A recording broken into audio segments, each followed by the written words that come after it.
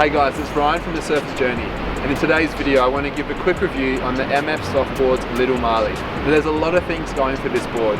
One, it's really eco-friendly. In fact, it's got the highest rating possible that you can get in regards to being an environmentally friendly surfboard in the way that it's manufactured. Now there's a lot of other things going for this board. Now one of the questions I've been asked the most over the last 10 years of making surfing tutorials across How to Rip and now the Surfer's Journey, reaching over 150,000 subscribers and millions of viewers around the world.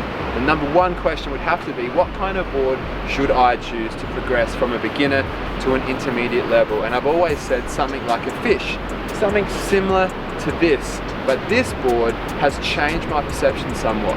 It's actually the construction of a board of that style that you should be aiming for. Now there's a few reasons for that. And in today's video I want to outline exactly what they are and why this should be the board on your radar if you're a beginner surfer looking to progress to an intermediate level.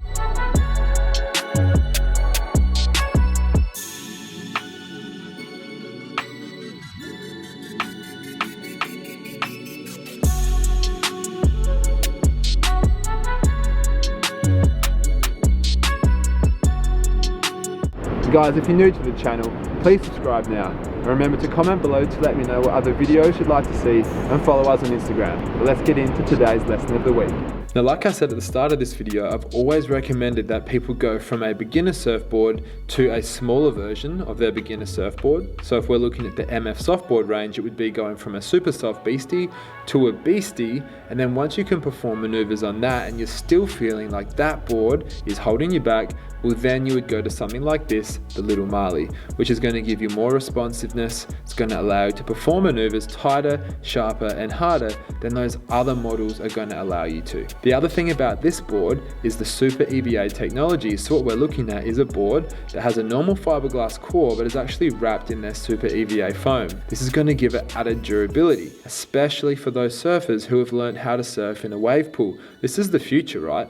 Lots of people are learning how to surf in pools, and because of this, they often damage their boards hitting the cement wall. By having a board that's wrapped like this, it's going to give you that added protection, but you can see that the performance side of things is still there. This board allowed me to perform the maneuvers that I wanted to, and also bear in mind that this particular board had a much higher volume than I would usually ride. But despite that, I was still able to perform the maneuvers that I wanted to in waves that really lended itself to this kind of board.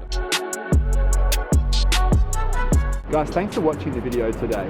I hope that if you're a beginner surfer and you're looking at progressing, you're at that point where you feel like your beginner board is holding you back, and you would seriously consider the MF Softboards Little Marley or another board in their range, which is shorter, wider, thicker, allowing you to paddle a little bit easier, manage the conditions, but also turn that surfboard a little bit easier.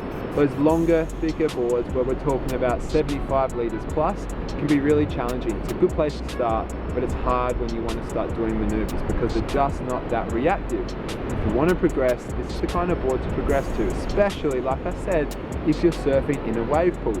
Having that foamy outer construction is going to give you that extra protection if your board does hit the cement wall. And as we all know, that happens pretty easily. Thanks a lot, guys. I'll see you in the next one.